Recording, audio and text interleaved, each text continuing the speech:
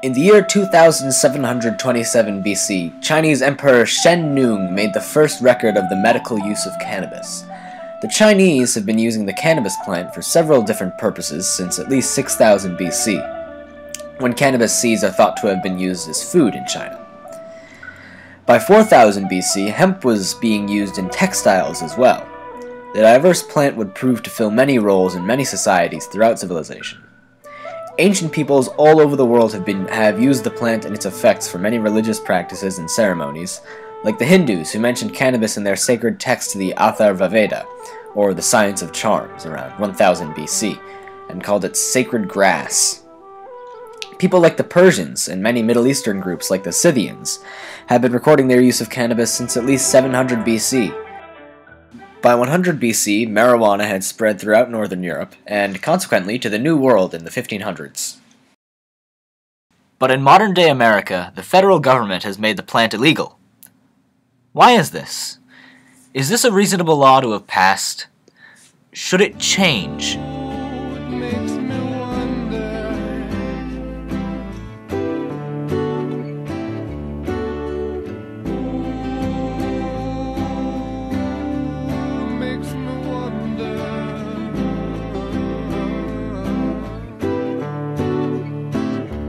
There's a feeling I get when I look to the west, and my spirit is crying for leaving. Hemp and marijuana's history with America began on the famed date of the New World's discovery in 1492. Throughout the following century, during which many different Europeans, especially Spaniards, explored and colonized the Americas, the cannabis plant was spread to both the environment and to the Native Americans. By the year 1619, hemp was being grown commonly enough so that the Virginia Assembly, the oldest surviving governing body in the New World, passed legislation requiring each and every farmer in the Commonwealth to grow hemp. The hemp was taxed, used as legal tender, and used in the manufacturing of essentials like clothes and paper. Hemp was used for rope, canvas, tarps, carpets, and especially shipbuilding. The USS Constitution demanded 50 tons of hemp for its creation. Those materials come from the stalk of the plant, while hemp seeds could be used in salad oil, margarine, granola, animal feed, and various other food products. Only much later on were the cannabis leaves used widely for medicine or for recreation in this region. In the late 19th century, marijuana started being used in over-the-counter medical products, and was grown around Kentucky and Virginia. Bromidia, a hypnotic for restlessness, squib cannabis pills for spasmodic pains, and dakata, a medication for corns on the feet, were some medicines containing cannabis extracts. In the year 1906, the Pure Food and Drug Act was passed, which required cannabis to be clearly labeled on all products containing it. A few short years later, the Mexican Revolution of 1910 began a flood of Mexican immigration. The immigrants brought a new kind of cannabis culture to America, and first introduced the term marijuana, which specifically referred to the plant used recreationally. Marijuana wasn't smoked very commonly for recreation, but it was noticeable enough to be swept up in the national anti-narcotics movement, which mostly focused on prohibiting drugs like opium. That movement was but a product of a larger prohibition movement that took prevalence in America in the early 20th century. The Commonwealth of Massachusetts made marijuana illegal in 1911. Indiana, Wyoming, and Maine did the same in 1913. In 1914, New York City. In 1915, Utah and Vermont. In 1917, Colorado and Nevada. From 1915 to 1927, 10 other states passed marijuana prohibition laws, including Oregon, Washington, and Texas. The reasons behind the prohibition of marijuana in these states, and eventually across the world, are often disputed. During the time, marijuana was in no way common enough to be a major public health concern, but was associated often with the Mexican immigrants who began to bring recreational use into the mainstream, so a racist sentiment was attached to it, although hashish had been mildly popular in places like New York City since the late 1800s. In New York, the town's Boylan Act from the 1910s highly regulated marijuana, and the Times included this in an article. The inclusion of cannabis indica among the drugs to be sold only on prescription is common sense. Devotees of hashish are now hardly numerous here enough to count, but they are likely to increase as other narcotics become harder to obtain. American justice and American sentiment both began leading farther and farther toward prohibition during the 1920s, which is, of course, the era of alcohol prohibition. In 1925, the League of Nations held the International Opium Convention, which primarily focused on the international regulation of drugs like opium. Since then, the U.S. established the Federal Bureau of Narcotics and has passed the Uniform State Narcotic Act of 1932, which attempted to centralize the regulation of marijuana on a federal level, the Marijuana Tax of 1937, the Boggs Act of 1952, and the Narcotics Control Act of 1956, which increased the severity of legal punishments for possessing marijuana. The Narcotic Limitation and Narcotic Trafficking Conventions of Geneva of the mid-1930s further solidified marijuana's international illegality. In 1970, President Nixon signed the Controlled Substance Act, classifying cannabis as a Schedule I drug, considering it as having no medical purposes and a very high potential of being abused. Other drugs classified under the CSA as Schedule I include heroin and LSD. Classified as Schedule II drugs, which differ from Schedule I drugs only in the sense that Schedule II drugs have accepted medical uses within the United States, include cocaine, opium, and morphine. In 1996, California voters passed Proposition 215, which legalized medical cannabis. Today, there are 20 states that have passed medical marijuana laws, and 15 states that have instituted decriminalization laws, not including Colorado and Washington, that have legalized cannabis in full. But it's not just the United States that is seeing a slow progression towards legalization. The Czech Republic has seen many decriminalization laws. In India, it is legal to possess, sell, and cultivate cannabis. Portugal has seen an array of decriminalization laws in possession, sales, transportation, and cultivation. And more countries across the globe are on their way to forms of decriminalization, medical legalization, and full-scale legalization. However, despite the United States' progression, cannabis is still classified as a Schedule I drug. Why is this? During the first half of the 20th century, the most commonly known and feared symptoms of marijuana were outbursts of violence, debauchery, insanity, and death.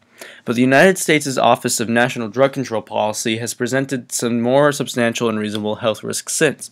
According to ONDCP, in 2011, approximately 4.2 million met the diagnostic criteria for abuse or dependence on marijuana. Studies show that marijuana is associated with addiction, respiratory illness, and cognitive impairment. These are the three most commonly known negative symptoms today. But another concern is that the potency of marijuana has supposedly tripled over the past 20 years. Marijuana is the second leading substance that people receive drug treatment for. In an argument against the legalization of marijuana, the ONDCP, representing the current administration, says that increased consumption of the drug would lead to higher public health and financial costs for society, and that legalization would certainly lead to an increase in consumption. Already legal substances like alcohol and tobacco supposedly do more financial harm to society than good. The cost to society of alcohol alone is over 15 times the revenue gained by taxing it. Another argument is that legalization will not eliminate the black market or actually solve any health or safety issues regarding the drug. It is also said that the economic benefits of legalization are overstated, and that marijuana would not generate the tax revenue it is often expected to. These are the opinions of the current administration. Although smoking cannabis is not entirely healthy, scientists have concluded that it is not a major health concern. In 1995, editors of the British medical journal Lancet concluded that the smoking of cannabis, even long-term, is not harmful to health.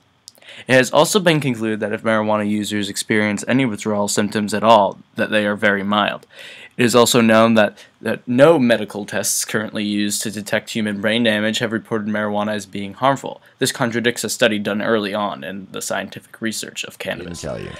After 6 years of requests, how the study was conducted was finally revealed. Instead of administering 30 joints a day for 1 year, Dr. Heath used a method of pumping 63 Colombian-strength joints through a gas mask within 5 minutes over 3 months. They suffocated the monkeys. What they did is they put these gas masks basically on their face and they pumped pot into it, but without additional oxygen. So after X amount of time, the brain shut down. Well, if you suffocate, the first thing that's going to happen is your brain cells are going to die with lack of oxygen. So what they did is they suffocated the monkey, showed all these dead brain cells, and then went on to associate it by saying that cannabis use causes your brain cells to die. Marijuana is often compared to other substances, especially tobacco and alcohol, as they are both legal in modern America. The American Lung Association claims that both tobacco and marijuana contain cancer-causing chemicals. The ALA has also stated that when equal amounts of marijuana and tobacco are smoked, marijuana deposits 4 times as much tar into the lungs. It has also been reported that some people attempting to stop smoking marijuana have experienced sleeping difficulties and anxiety. However, this could be due to the fact that marijuana's medical uses are oftentimes for these very symptoms. During the International Opium Conference, marijuana wasn't even a major focus of discussion, and is more seen as having been thrown in at the last second because of its various stigmas. President Obama, who admitted to smoking marijuana as a youth, said in an interview with the New Yorker magazine, "I don't think it is more dangerous than alcohol." But are there facts to back this up?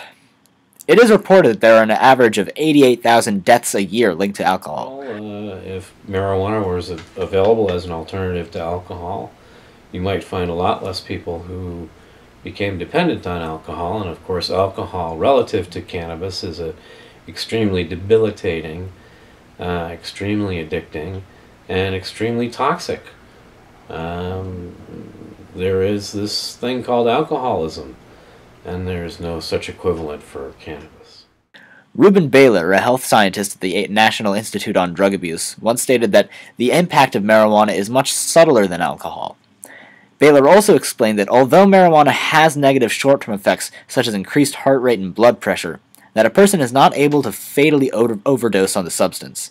You have to smoke something like 15,000 joints in 20 minutes to get a toxic amount of delta-9 tetrahydrocannabinol. I challenge anybody to do that. It has also been concluded that less than 1% of Americans smoke marijuana on a daily or near-daily basis.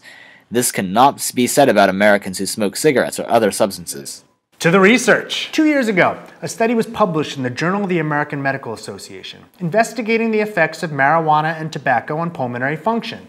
Researchers followed a cohort of more than 5,000 men and women over 20 years. They wanted to see how smoking tobacco and marijuana affected lung health. What did they find? Not surprisingly, tobacco use had significant negative effects on lung function. Marijuana use, though, had none.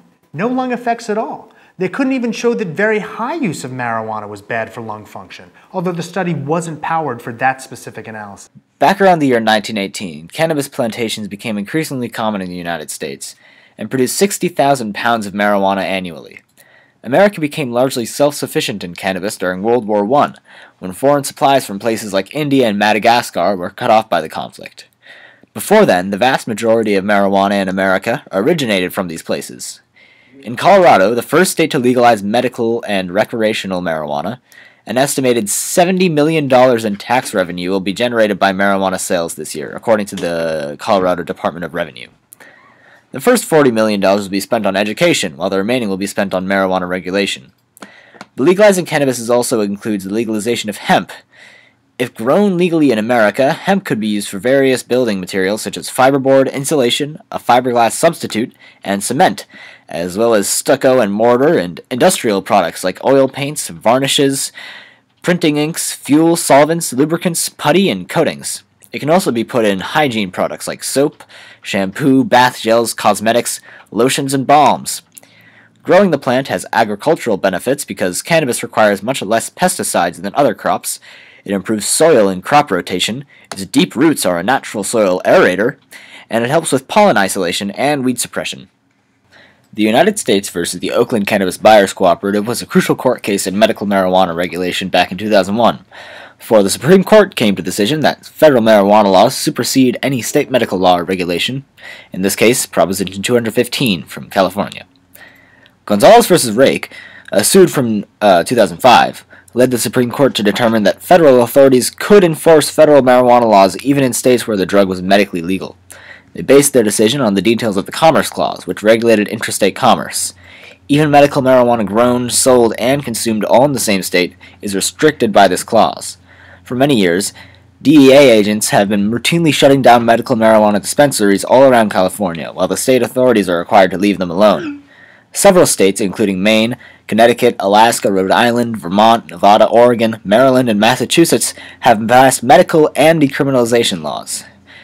States including Arizona, New Mexico, Michigan, Illinois, Delaware, Hawaii, and Montana have passed only medical cannabis laws, and Minnesota, New York, Ohio, North Carolina, Nebraska, and Mississippi have passed just decriminalization laws. Each of these states have their own regulations that vary greatly from one another. Right now, in the current day, we are in the middle of a long-lasting effort by countless advocates driven to legalize what many believe to be a harmless and even useful substance. Others, however, believe the substance too harmful to both the individual users and to society as a whole to be legal.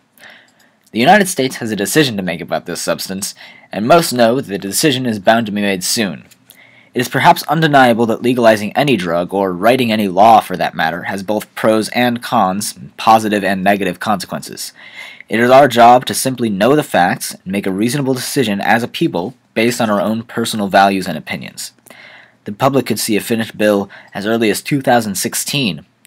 Whatever decision America makes, it will be a democratic decision, so it will be the right one for our country by its very nature.